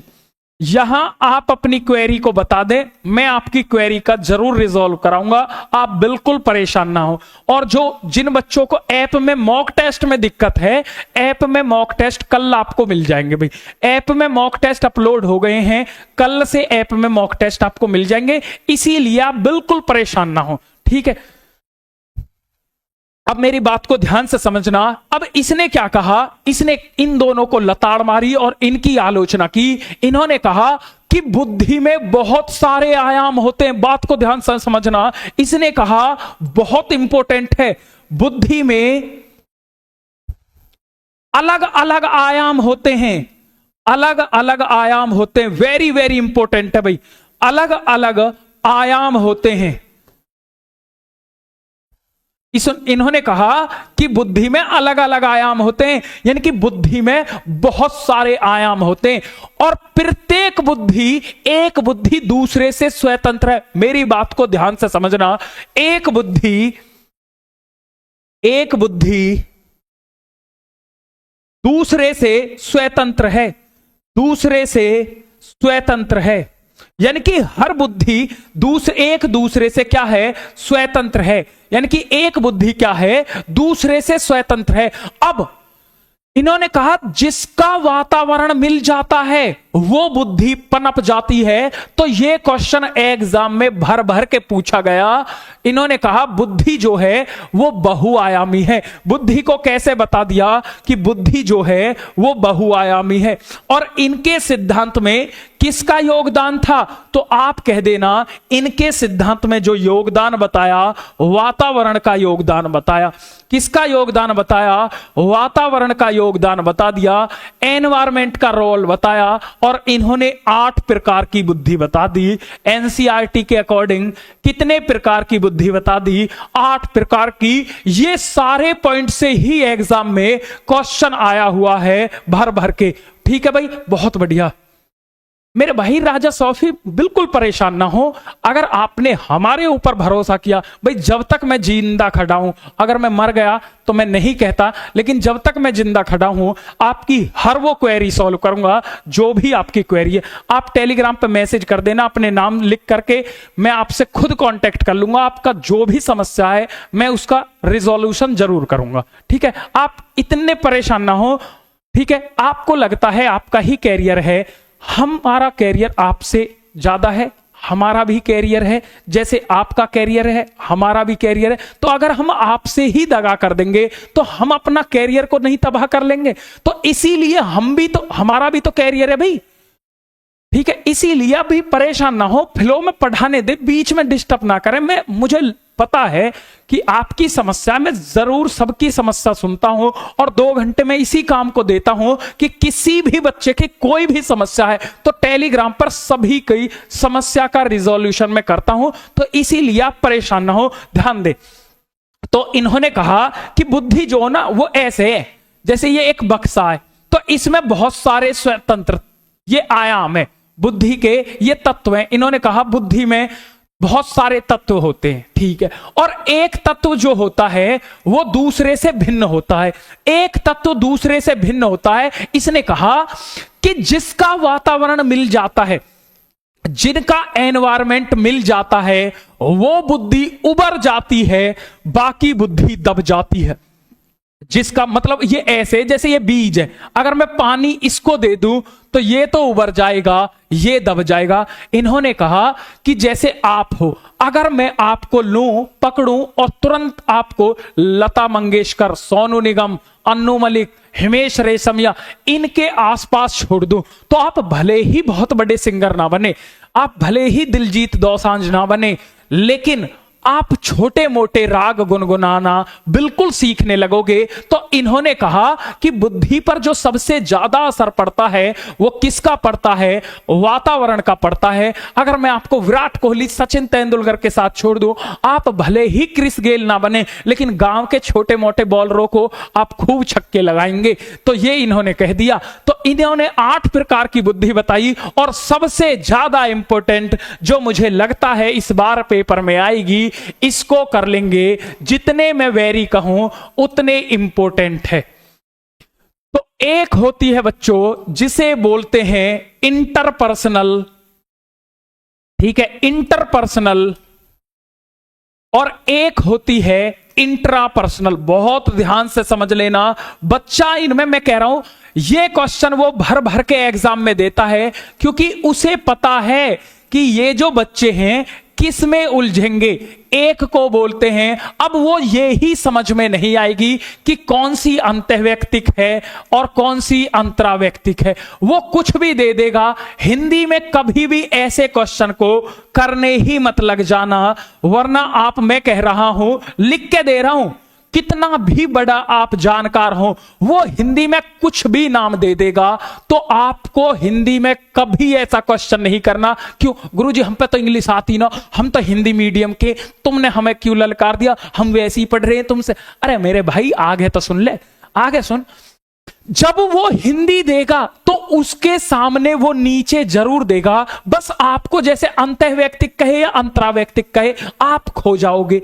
मैंने आपसे एक वादा किया था कि मैं इस टीचिंग फील्ड में इसलिए उतरा था कि जो चीज सबसे मुश्किल लगती होगी उसे सबसे आसान बनाऊंगा। और यह क्वेश्चन हमेशा ही बच्चों का गलत होता है, लेकिन आज के बाद अगर यह क्वेश्चन गलत हुआ तो मैं जीवन में पढ़ाऊंगा नहीं, यह वादा है। अब मुझे तो बस एक बात बता दो तुम कि जो क्लास होती है वो इंटर क्लास होती है या इंट्रा क्लास होती है, बस इतनी सी बात बता दो। इंटर क्लास होती है या इंट्रा क्लास होती है, जल्दी से बता दो। तो बच्चे कहेंगे गुरुजी क्लास होती है इंटर। भाई इंट्रा कोई क्लास नहीं होती, कौन सी क्लास होती है?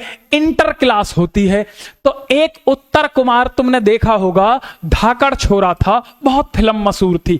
उत्तर कुमार की एक फिल्म थी धाकड़ छोरा, उसमें लड़की का रिजल्ट आता है इंटर का और वो इंटर में फेल हो जाती है, तो तुरंत एक गाना बजता है क्या कि इंटर में हो गई फेल छोरे तेरे चक्कर में। यानी कि लड़की कह रही है लड़के से कि इंटर में हो गई फेल छोरे तेरे चक्कर में, यानी कि वो कह रही है मैं इंटर में फेल हो गई हूं, किसके चक्कर में? छोरे तेरे चक्कर में फेल हुई हूं, यानी कि दूसरे के चक्कर में। तो जहां भी दूसरे की बात आ जाए, बस आपको ये वर्ड दिख जाए दूसरा या अदर्स, बस आंख बंद करके टिक कर देना। बस मैं आपको ट्रिक ही बता रहा हूं, बहुत लंबा चौड़ा कहानी बता ही नहीं रहा। जहां भी आपको दूसरा शब्द दिख जाए, अदर्स शब्द दिख जाए, तो आप आंख बंद करके टिक कर देना। अब आपसे वो कहेगा, क्वेश्चन देगा बहुत बड़ा कि बताओ एक व्यक्ति दूसरे की मनोदशा और भावनाओं को देखकर अपनी दिमाग को लगाता है, उसमें कौन सी बुद्धि है? तो आप ऑप्शन में देगा इंटरपर्सनल, अंत्य व्यक्ति, कुछ समझ में नहीं आ रहा, इंग्लिश चेक कर लेना और हंसना हंसना, कहना अरे गुरुजी दूसरे की बात। गाना याद आ गया, कौन सा? इंटर में हो गई फेल छोरे तेरे चक्कर में। वो कहता मेरा सब कुछ हो गया फेल छोरी तेरे चक्कर में। वो भी दूसरे पर दोष दे रहा कि मेरा भी सब कुछ फेल हो गया तेरे चक्कर में। ठीक है, यानी कि फेल, अब आप इंट्रा कोई क्लास नहीं होती है, फेल किस में हुआ था? इंटर में। तो जहां दूसरे की बात हो तो वो इंटर होगा और जहां स्वयं की बात हो वो इंट्रा होगा। बस दो शब्द याद रखने हैं, जहां खुद की बात हो, अपनी बात हो, वहां सेल्फ की बात हो वो इंट्रा है, और जहां दूसरे की मनोदशा को देखकर डिसीजन लिया जाता हो वो इंटर है। कहानी ही खत्म है, जीवन में भूलोगे ही नहीं। यानी कि दूसरे की बात हो या अदर्स की बात हो, इंग्लिश में आंख बंद करके लगा देना इंटरपर्सनल। और भाई इंटर मतलब दूसरे में फेल हुई है, जहां स्वयं की बात हो, अपनी बात हो, वहां क्या लगा दोगे? आप लगा दोगे इंट्रापर्सनल लगा दोगे। दो बुद्धि खत्म, चुटकियों में खत्म। कुछ है, मैं कह रहा हूं दूसरे की मनोदशा, तुरंत ऑप्शन में देखोगे, मजा आ गया जी, इंटर में होगी फेल। हाँ हाँ गुरुजी क्या मस्त गाना सुनाया, सुन लेना गाना भी यूट्यूब पे डाल के, मजा आ जाएगा तुम्हें भी। नहीं तो मैं ही सुना देता, क्योंकि मैं भी राहत फतेह अली खान हूं पूरा। ठीक है, आगे चलता हूं। एक बुद्धि होती है बच्चों, जिसे बोलते हैं क्या? इसे बोलते हैं संगीत में बुद्धि। संगीत में बुद्धि, संगीत में बुद्धि कौन सी बुद्धि होती है? संगीत में बुद्धि होती है, म्यूजिकल इंटेलिजेंस होती है।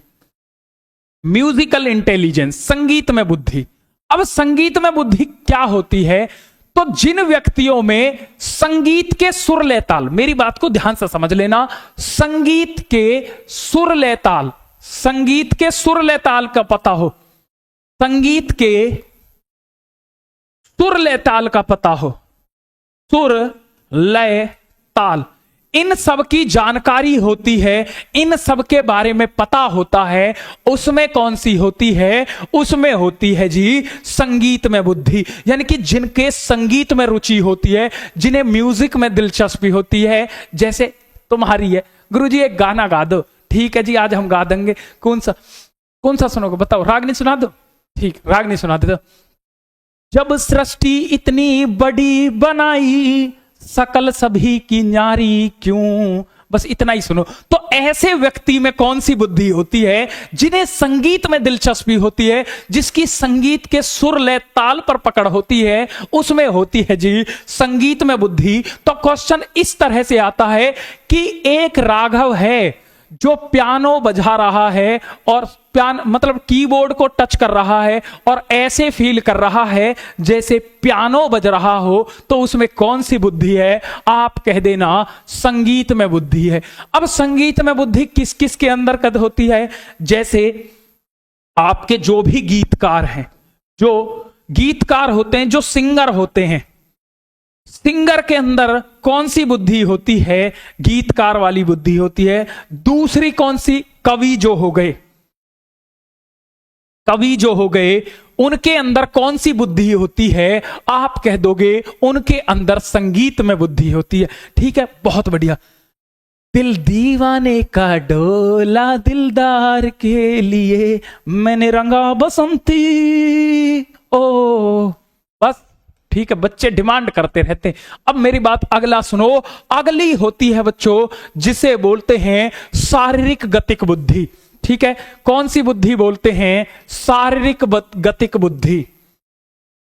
शारीरिक, मैं कह रहा हूं दिमाग में चिपका दूंगा, आज के बाद कभी क्वेश्चन गलत होगा ही नहीं। शारीरिक गतिक बुद्धि, इसी को बोलते हैं बॉडीली काइनेस्थेटिक इंटेलिजेंस। बॉडीली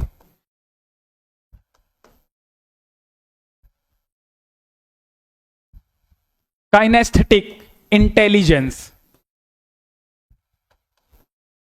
अब ये क्या होती है? शारीरिक गतिक बुद्धि क्या होती है? मेरी बात को ध्यान से समझना, कुछ नहीं करना, आपको बस दिमाग लगाना है हल्का सा। मैं कह रहा हूं सिर्फ हल्का सा दिमाग लगाना है और कुछ नहीं करना है।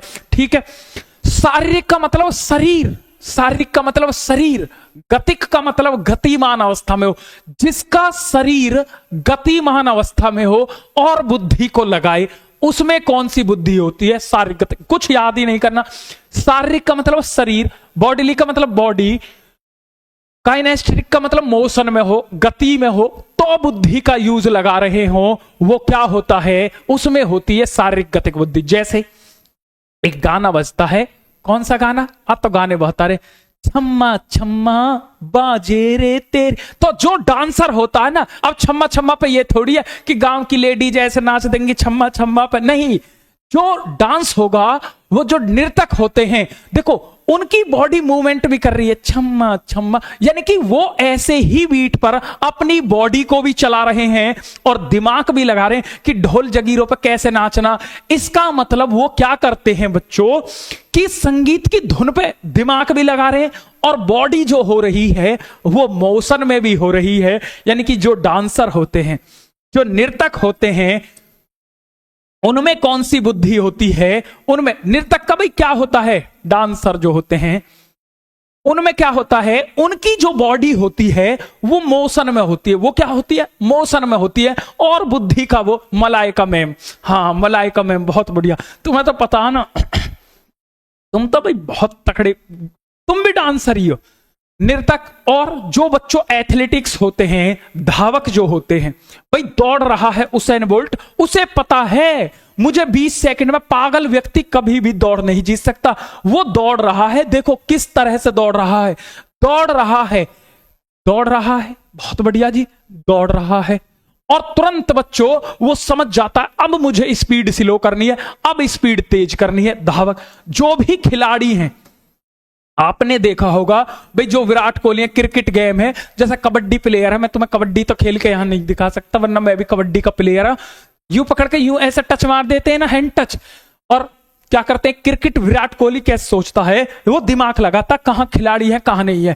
अच्छा बॉल आ रही है, ऑफ साइड में कोई खिलाड़ी नहीं, वो कट देसी ऐसा मार देता है। यानी कि जिनके शरीर में लोच होती है, या जो जिम में जाते हैं, बॉडी वॉडी बनाते हैं, शरीर गतिमान, उन्हें पता ना कि आज डंबल सेट ऐसे थोड़ी है, डंबल लिया और कुछ भी यूं घुमा दिया, नहीं। उनमें कौन सी बुद्धि होती है? जितने भी एथलेटिक्स होते हैं उनमें होती है जी शारीरिक गतिक बुद्धि। कौन सी? शारीरिक गतिक बुद्धि। बहुत बढ़िया, बहुत शानदार, आपकी पढ़ाई का तरीका गजब है, ऑलराउंडर है हमारे साथ, बिल्कुल जी। अगर ये नहीं हुआ पढ़ाई में तो कुछ और करेंगे काम है, ठीक है, गाना तो करना ही है? बाकी अपनी सिंगिंग तो जिंदाबाद है ही, तुम्हें पता हम कितने बड़े गायक हैं। अब अगली होती है बच्चों जिसे बोलते हैं भाषाई बुद्धि या भाषागत बुद्धि, ठीक है, भाषागत बुद्धि। अब भाषागत बुद्धि क्या होती है? अब बच्चे कंफ्यूज होते हैं, लेकिन आज के बाद कंफ्यूज ही नहीं होंगे। इसे बोलते हैं लिंग्विस्टिक इंटेलिजेंस। क्या बोलते हैं? लिंग्विस्टिक इंटेलिजेंस बोलते हैं, लिंग्विस्टिक इंटेलिजेंस बोलते हैं भाषागत बुद्धि। तो भाषागत बुद्धि क्या होती है? जिनके भाषा कौशल पर, भाषा का मतलब भाषा, जो भाषा कौशल पर पकड़ बनाकर रखते हैं, जिनके अंदर भाषा कौशल के गुण होते हैं। किसके गुण होते हैं? भाषा कौशल के गुण होते हैं। जैसे भाषा कौशल यानी कि जहां भी भाषा का यूज हो। अब भाषा का यूज कहां कहां होता है? जैसे लेखक होते हैं भाई, वो भाषा का बहुत ध्यान रखते हैं कि कहां हमें वर्तनी लगानी है और कहां। तो एक व्यक्ति में एक से अधिक बुद्धि भी हो सकती है, ठीक है, एक व्यक्ति में एक से अधिक बुद्धि भी हो सकती है। एक व्यक्ति में एक से अधिक बुद्धि भी भाई हो सकती है, दो भी हो सकती है भाई। जिस जिसका वातावरण मिल जाएगा वो बुद्धि उसमें हो जाएगी। जैसे कहानीकार जो होता है बच्चों, तो कहानीकार में कौन सी बुद्धि होती है? तो आप कह देना कि कहानीकार में भी भाषागत बुद्धि होती है। बिल्कुल बात समझ में आ गई हो, दिमाग में छप जानी चाहिए। बिल्कुल भाई, थोड़ा सा टेक्निकल इश्यू हो गया था, कोई दिक्कत नहीं है। अगली होती है तार्किक गणितीय बुद्धि। बहुत ज्यादा इंपॉर्टेंट है ये तार्किक गणितीय बुद्धि। तार्किक गणितीय बुद्धि, इसको बोलते हैं बच्चों लॉजिकल मैथमेटिकल इंटेलिजेंस। क्या बोलते हैं? Logical mathematical, logical mathematical intelligence बोलते हैं, तार्किक गणितीय बुद्धि। अब मेरी बात को ध्यान से समझना, यहां से एग्जाम में भर भर के क्वेश्चन आते हैं। अब तार्किक का मतलब है तर्क, जिसके अंदर तर्क लगाने की, जिसके अंदर तर्क लगाने की, गणित लगाने की क्षमता होती है, उसके अंदर कौन सी बुद्धि होती है? तार्किक गणितीय बुद्धि। तो ऐसी बुद्धि में क्या क्या शामिल है? जैसे तर्क करना, बहुत इंपॉर्टेंट है तर्क करना, समस्या का समाधान करना। वो कहता है समस्या समाधान के कौशल कौन सी बुद्धि में अधिक पाए जाते हैं? तो समस्या समाधान के कौशल जो होते हैं वो सबसे ज्यादा किसमें पाए जाते हैं? आप कह देना तार्किक गणितीय बुद्धि को, क्योंकि कोई भी समस्या बिना तर्क के सॉल्व हो ही नहीं सकती है। क्योंकि समस्या को जब तक हम पहचानेंगे नहीं तब तक समस्या का समाधान हो ही नहीं सकता है। इसीलिए आपको ट्रिक दे रहा हूं, समस्या समाधान के जो गुण होते हैं वो किसके अंदर आते हैं? आप कह देना तार्किक गणितीय बुद्धि के अंतर्गत आते हैं, यानी कि लॉजिकल मैथमेटिकल इंटेलिजेंस के अंतर्गत आते हैं। ठीक है, बहुत बढ़िया। अब मेरी बात को ध्यान से समझना, अगली होती है बच्चों जिसे बोलते हैं स्थानिक बुद्धि। अब ये किस किस के अंतर्गत होती है ध्यान दो। जैसे आपके गणितज्ञ होते हैं, गणितज्ञ जो होते हैं, वैज्ञानिक जो होते हैं, इनके अंदर कौन सी बुद्धि पाई जाती है? तो आप कह देना इनके अंदर पाई जाती है, सॉरी, गणितज्ञ और वैज्ञानिक के अंदर कौन सी बुद्धि पाई जाती है? तो वो पाई जाती थी तार्किक गणितीय बुद्धि। ठीक है, अगला चलता हूं और अगला है जिसे बोलते हैं स्थानिक बुद्धि। बात को ध्यान से समझ लेना, इंपॉर्टेंट है। स्थानिक बुद्धि जिसे बोलते हैं देशिक बुद्धि, इसी को बोलते हैं बच्चों देशिक बुद्धि, बहुत ज्यादा इंपॉर्टेंट है। ठीक है, देशिक बुद्धि यानी कि इसको क्या बोलते हैं? इंग्लिश में बोलते हैं स्पेशियल इंटेलिजेंस। क्या बोलते हैं? स्पेशियल इंटेलिजेंस बोलते हैं। क्या बोलते हैं, स्पेशियल इंटेलिजेंस बोलते हैं। स्पेशियल का मतलब होता है देशिक, स्थानिक का मतलब जिन व्यक्तियों में स्थान की समझ, बात को ध्यान से समझना, जिनके लिए स्थान की समझ, जिनके लिए स्थान यानी कि बिंब, स्थान, या इसी को बोल देते हैं प्रतिरूप यानी कि मॉडल्स या बिंब, जिनके अंदर स्थान की समझ, प्रतिरूप, मॉडल्स को पढ़ने की समझ या बिंबों को पढ़ने की समझ, साइनों को पढ़ने की समझ होती है, उसके अंदर कौन सी बुद्धि होती है, स्थानिक बुद्धि, देशिक बुद्धि। ऐसे भी कह सकते हैं कि जिनके लिए स्थान की समझ महत्वपूर्ण होती है, उसके अंदर कौन सी पाई जाती है, उसके अंदर स्पेशियल इंटेलिजेंस पाई जाती है। जैसे कौन होता है, जैसे कार्टूनिस्ट जो होता है, कार्टूनिस्ट के अंदर कौन सी बुद्धि पाई जाती है भाई, कार्टून को वो कितना भी फनी बना ले। कभी आपने देखा होगा कि कार्टून जो होता है वो सिर इतना बड़ा होगा, गर्दन इतनी छोटी सी, पेट इतना बड़ा, वो कितना भी फनी बना ले कार्टून को, लेकिन वो एक क्रम को जरूर फॉलो करता है। चाहे वो 2 ही बाल लगाए सर पर, लेकिन लगाएगा सर पर 2 ही बाल। तो इसके अंदर कौन सी बुद्धि होती है, तो आप कह देना स्थानिक बुद्धि होती है। कौन सी बुद्धि होती है, स्थानिक। और कौन, जो आपके मूर्तिकार हैं भाई, जो मूर्तिकार है भाई, वो मूर्ति को बनाते हैं तो एक चीज का बहुत ध्यान रखते हैं, किसका भाई, स्थान का। आंख यहां है तो 2 ही लगाएंगे।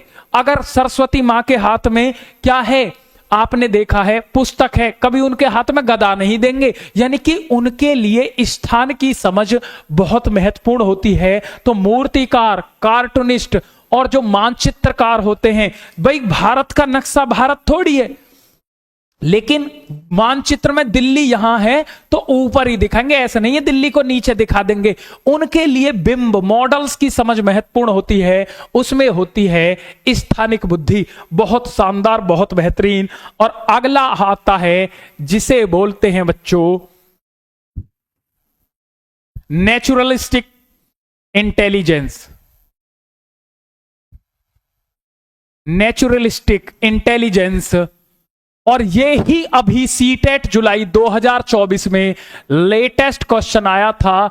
नेचुरलिस्टिक इंटेलिजेंस यानी कि जिसे बोलते हैं प्राकृतिक बुद्धि। क्या बोलते हैं, प्राकृतिक बुद्धि कहते हैं।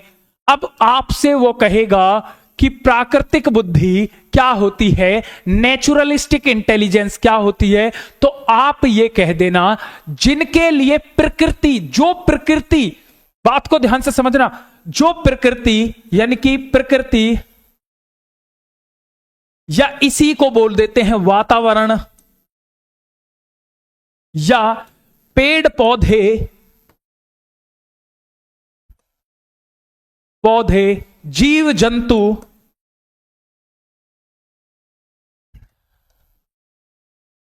से लगाव रखते हैं।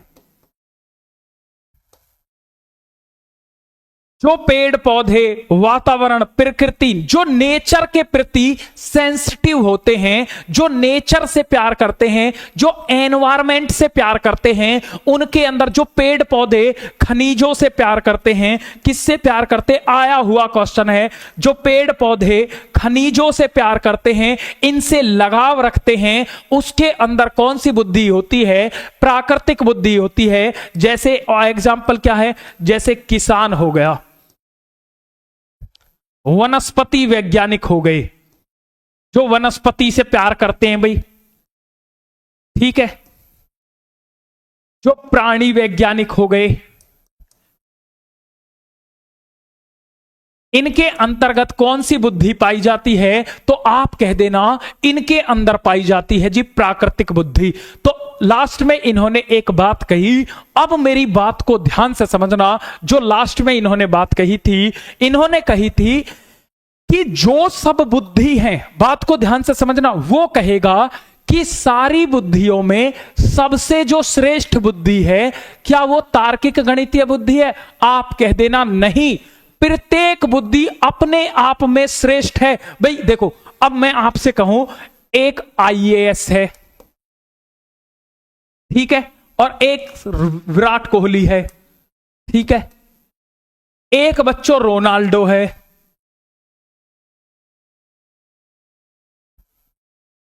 एक बच्चों जावेद हबीब है।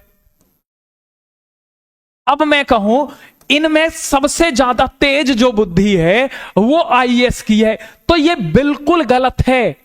सभी बुद्धि अपने आप में सर्वोत्तम होती है। भाई ये आईएएस से भी ज्यादा पैसा कमाता है विराट कोहली, रोनाल्डो की फैन फॉलोइंग ही अलग है, जावेद हबीब का एक चर्चा है बच्चों, कटिंग में बहुत तगड़ा नाम है जावेद हबीब का, ठीक है। तो इसका मतलब प्रत्येक बुद्धि अपने आप में सर्वोत्तम है, कोई बुद्धि उत्तम नहीं होती, सभी बुद्धि बराबर हैं। आप में कोई और बुद्धि है, क्योंकि प्रत्येक बुद्धि की क्षमता अलग होती है, सभी बुद्धि अपने आप में सर्वश्रेष्ठ हैं। और बच्चों में एक इंफॉर्मेशन दे रहा हूं, बच्चे कोई भी 28 नवंबर को भूल कर भी इस क्लास को मिस मत कर देना, जिसका नाम है सुदर्शन चक्र वीडियो। यह सुदर्शन चक्र वो होगी जिसमें मैं आपको केवल 30 क्वेश्चन बताऊंगा और आप उन 30 क्वेश्चनों को पढ़कर चले जाना। हो सकता है इस वीडियो को आप लाइव के बाद ना देख पाओ, तो इस बात की कोई गारंटी नहीं है, इसीलिए इस क्लास से भूल कर भी कोई बच्चा छूट ना जाए। इसीलिए हर बच्चा टेलीग्राम चैनल, जिसे केडी लाइव टीचिंग, इस वीडियो के डिस्क्रिप्शन में भी मिल जाएगा, और नहीं तो आप टेलीग्राम पर जाकर के सीधे केडी लाइव टीचिंग लिख करके इस चैनल को ज्वाइन कर सकते हैं। तो यहां आपको सारी इंफॉर्मेशन मिलती रहेंगी। तो आज के लिए इतना ही करते हैं। तो आई होप क्लास आपको बहुत अच्छे से समझ में आई होगी। तो हंसते रहें, मुस्कुराते रहें, स्वस्थ रहें। मैंने आपसे एक वादा किया था कि सीडीपी की आपको 5 वीडियो देखनी है, 4 हो चुकी हैं, एक बची है, आप उसको और अच्छे से कर लोगे तो सीडीपी का एक भी प्रश्न बाहर नहीं जाएगा। और सुदर्शन तो आपके लिए एक सुदर्शन चक्र ही होने वाला है, जिसकी कोई काट नहीं होगी। ऐसी क्लास ना भूतो ना भविष्य है, जितना मेरा दम है सभी जगह से पढ़ लिया ना आपने, बस एक बार देख लेना, जो भी टाइमिंग होगी मैं आपको बताने वाला हूं। उन 30 क्वेश्चनों को भूल के भी छोड़ मत जाना, वरना पछताओगे। जिसने तैयारी शुरू भी नहीं की ना, अपना आपका कोई दोस्त है, फोन लगा के कह देना कि बेटा आजा, बहुत क्लास देखी, आज देख असली जादू। जय हिंद भाई। क्लास कैसी लगी कमेंट बॉक्स में जरूर बताएं, और जितने बच्चों को वीडियो पसंद आई हो वो लाइक जरूर करें। बाद में भी जो बच्चे वीडियो को देखें वो लाइक जरूर करें। क्लास कैसी लगी हमें कमेंट बॉक्स में जरूर बताएं। टाटा बाय बाय, जय हिंद भाई।